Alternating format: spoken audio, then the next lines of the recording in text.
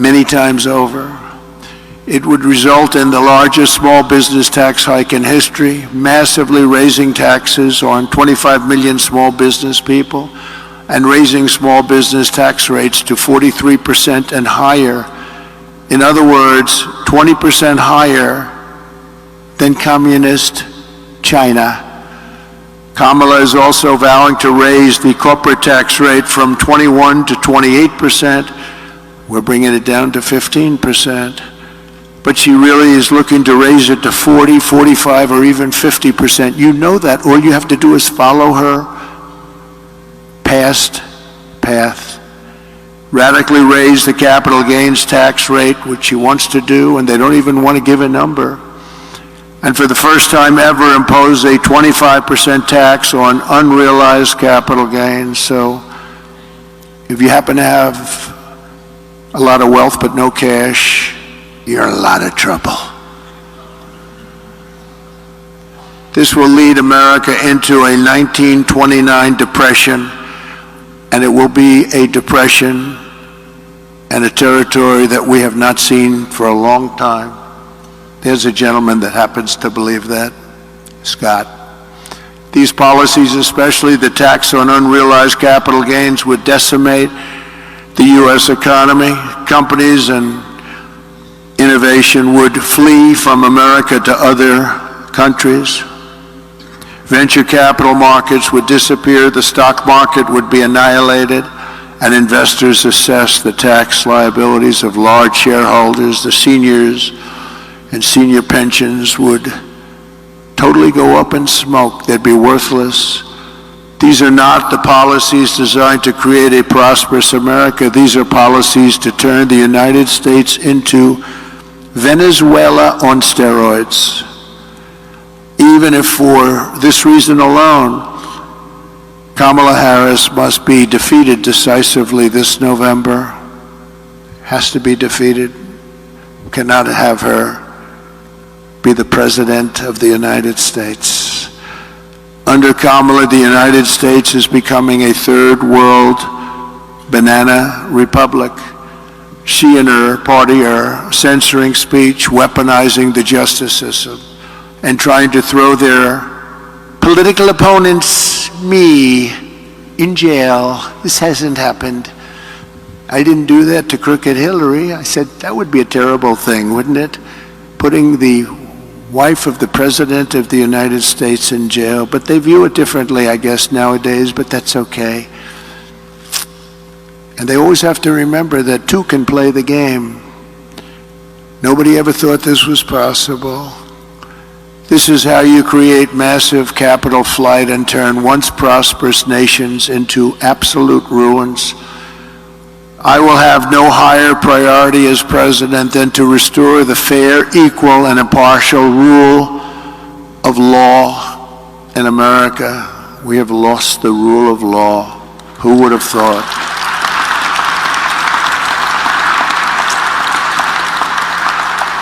Number 6, under my leadership, America will encourage domestic production instead of punishing it. As you know, our country's vast manufacturing wealth was created at a time with very little domestic taxation, few regulations, and most revenue came from tariffs from other countries. That was when we were at the wealthiest ever, proportionately. We were the wealthiest country ever during those days. That was before income tax came along. Now we foolishly do the opposite. We impose lower tariffs and no tariffs on foreign producers. We have the lowest tariffs of any nation in the world, and we relentlessly punish our own companies for doing business in America. You do business in America, you're punished tremendously. I had many, many companies come to me, sir, I can't compete. They're sending kitchen cabinets, washers and dryers, everything. I can tell you, every motorcycles, they're sending them here, sir. We can't compete. And I made it so they could compete and thrive. Every one of those people, we should get them up and talk to you one day, because every one of those people comes up to me, and every time I see them, they hug me, they kiss me, they love me, because I saved their businesses. I intend to reverse this model and once again turn America into the manufacturing superpower of the world. We can do that just with being intelligent. The key to this effort will be a pro-American trade policy that uses tariffs to encourage production here and bring trillions and trillions of dollars back home. And you know what? We deserve it. We've been helping other countries get rich at our expense. For the last 50 years, we've been pouring our money into other countries, getting nothing for it. We protect them militarily. We do so much for them. We get nothing. My plan is that if you open your factory in Wisconsin, Pennsylvania, Michigan, Minnesota, anywhere else in our country, you don't pay a tariff tax. You don't pay a tax. You can make the product here. But if you move your production outside of the United States and send it back here, which people are doing now, and I stopped it cold, but they've changed that already, then you'll have to pay a very substantial tariff to get your product back into the country. The result will be that everybody in the world will want to be here, and they want to produce here. They're going to want to produce their product in America. It's going to say made in the USA. We will be able to build ships again. We will be able to build planes again. We will be able to build our military again from within, all from within.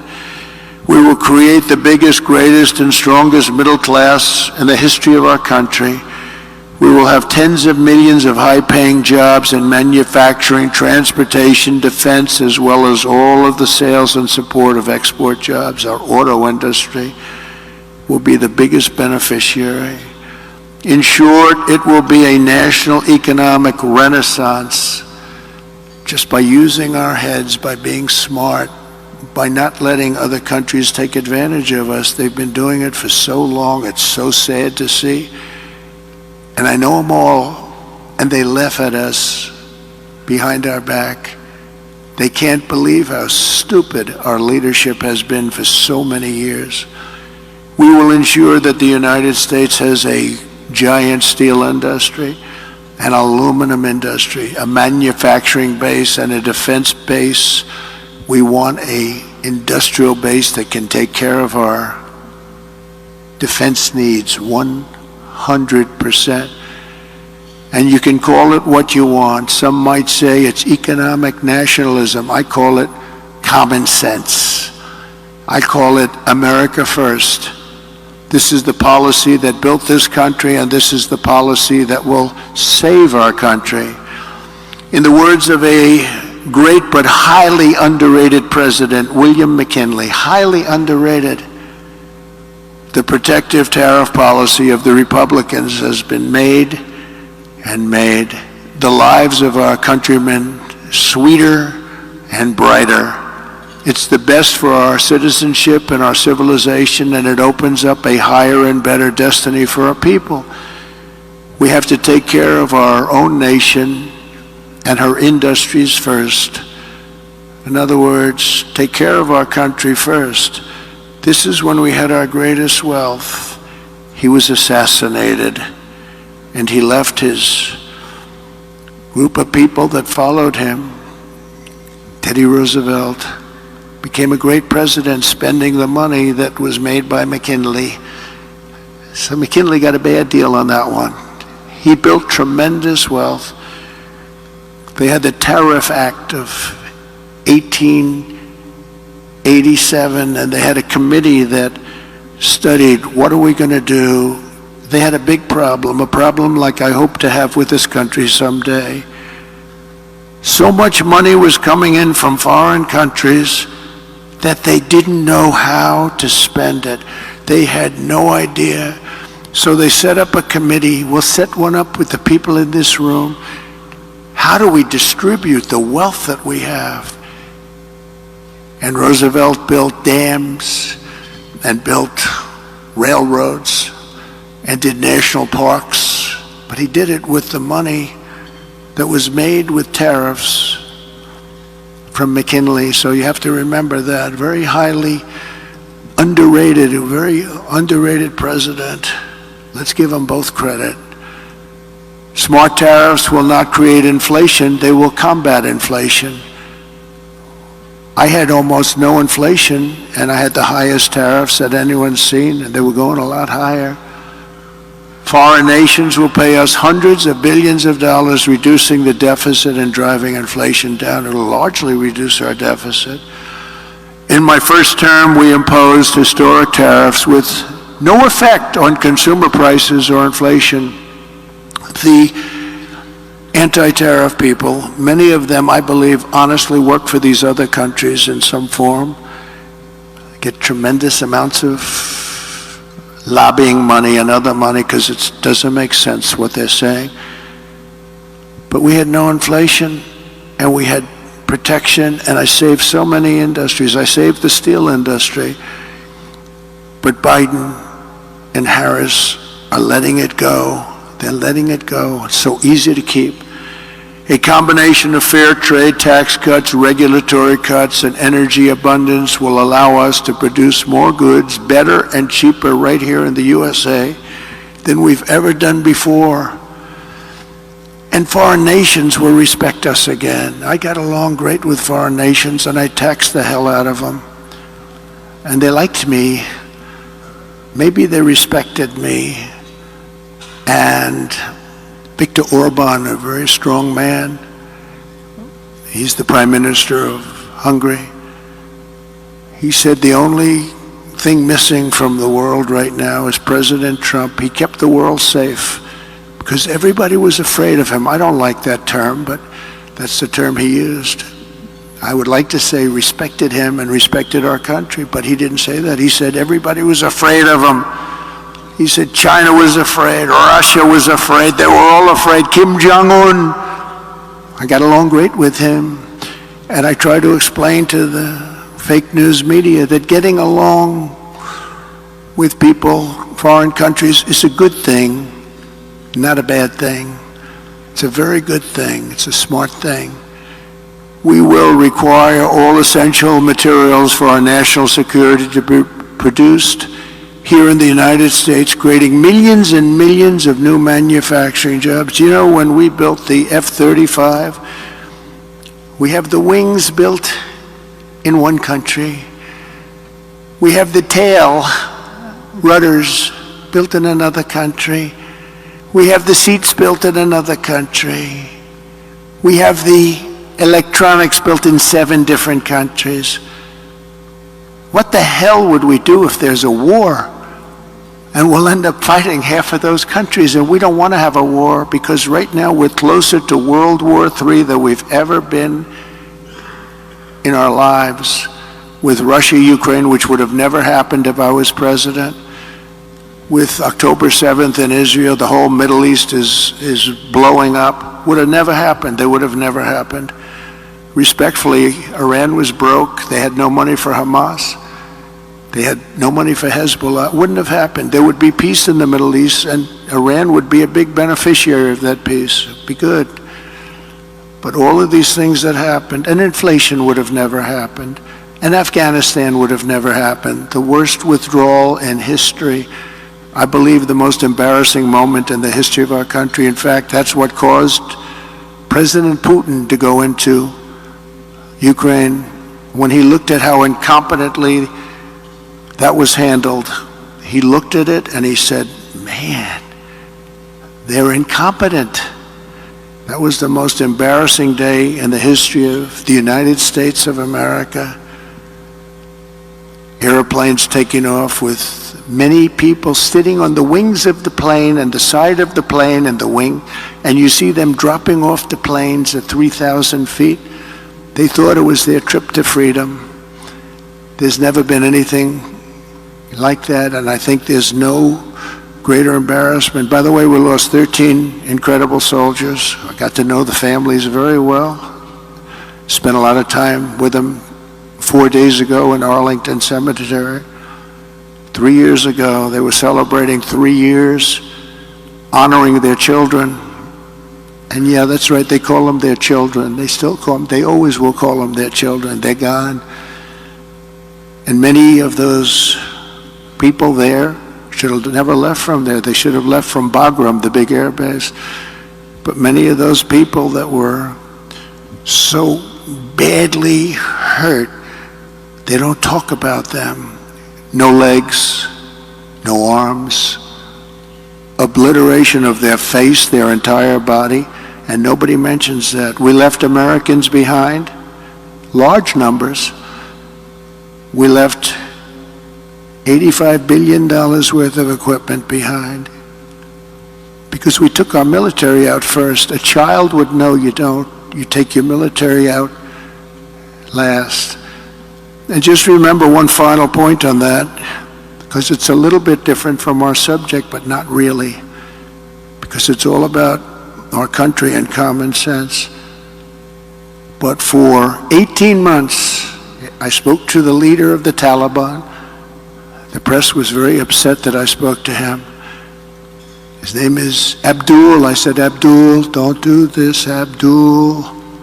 Don't do this. But why? He said, do you send me a picture of my home? I said, Abdul, you're going to have to figure that one out for yourself. But don't do this, Abdul, because it's going to end badly for you. And for 18 months, we didn't have one soldier shot at or killed in Afghanistan. And then we took our soldiers out. We had a very, very disgraceful election. And this group came in and they didn't know what the hell they were doing, and they still don't. They've gotten worse. You know, with experience, you're supposed to get better. They got worse. They're worse now than they ever were. And we're going to turn our country around. We're going to become a major producer of rare earth minerals. We're going to create jobs and making it really, and us, truly self-reliant. Remember the rare earth where we have to go to China. We have sites that are tied up with more than anybody else has. They're environmentally protected. We have sites that are phenomenal, everything you want in terms of rare earth, and we can't use them because of environmental protection. But we're going to end that very quickly as soon as I get to office. We will make housing much more affordable. As inflation is tamed, interest rates will dramatically fall. They'll be down very, very low. We'll get them down. We had them down to 2.4% and even lower than that for a period of time. Reducing mortgage rates is a big factor. We're going to get them back down to, we think, 3%, maybe even lower than that, saving the average home buyer thousands of dollars per year. They can now go out. Young people will be able to buy a home again and be a part of the American dream. We will eliminate regulations that drive up housing costs with the goal of cutting the cost of a new home in half. We think we can do that. The regulations alone cost 30%. Regulation costs 30% of a new home.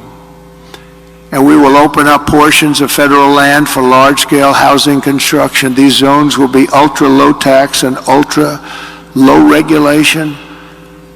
One of the great, really small business job creation programs, it will be of all time. We're going to open up our country to building homes inexpensively so young people and other people can buy homes. You can't buy them anymore.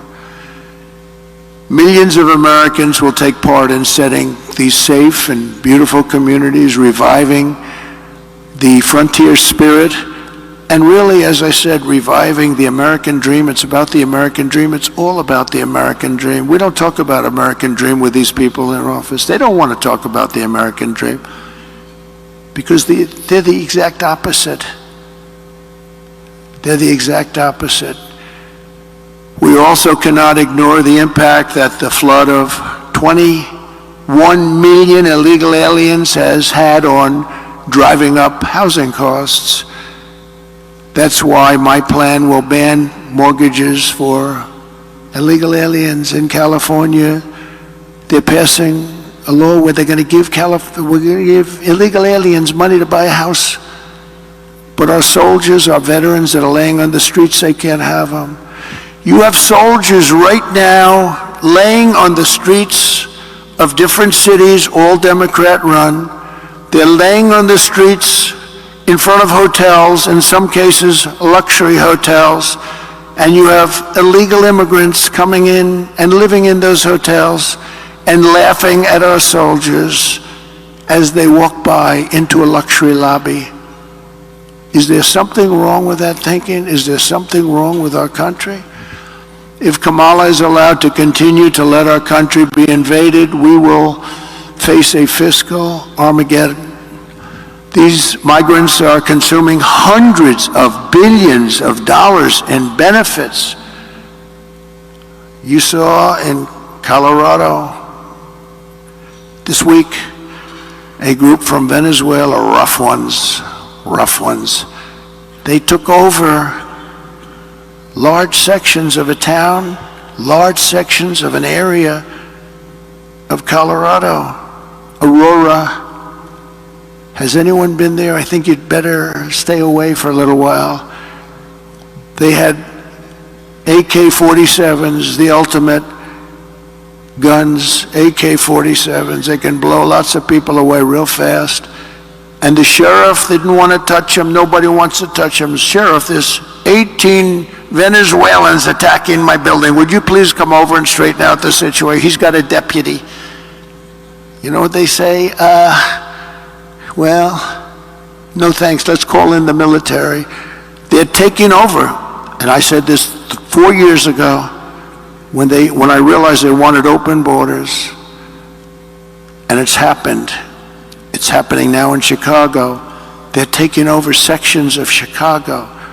What's happening in New York and Los Angeles and many other cities is not even describable. They're tough.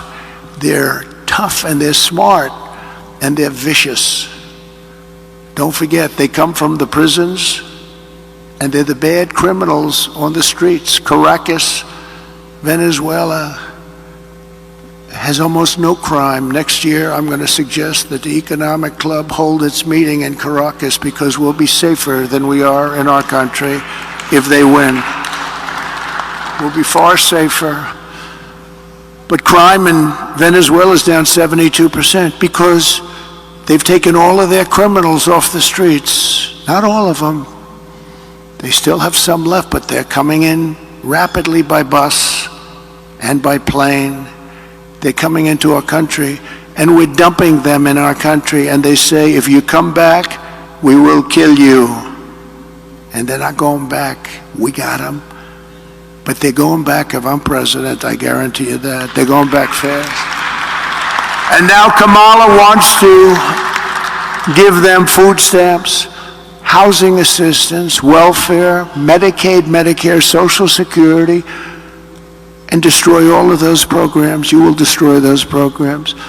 That is why I will ask Congress to pass legislation barring all taxpayer-funded benefits to illegal aliens. And by the way, when you do that, they won't come. They're coming now because they realize they've never seen wealth like this. They're getting things that they could never get. They're coming for that reason. If you stop that, you'll be dropping the flow by 80%. I think that they're coming because they're taken care of. Let's put them in a luxury. Let's put them in the Waldorf Astoria. That's a nice place. I will stop the invasion and send criminal illegal aliens back home. And when we do all of this, we will be so successful. We'll create America's own sovereign wealth fund to invest in great national endeavors for the benefit of all of the American people. Why don't we have a wealth fund? Other countries have wealth funds. We have nothing. We have nothing. We're going to have a sovereign wealth fund, or we can name it something different. I'll talk about it with Mr. Paulson, who's in the audience, and a lot of other friends of mine. And we'll name it something that's appropriate. Perhaps sovereign wealth fund wouldn't be appropriate, but it's going to be the same thing. We'll put tremendous amounts of money through all this money that will be taken in through tariffs and other intelligent things. and we'll have the greatest sovereign wealth fund of them all, and we should have, and that will be used to do things that will be great for our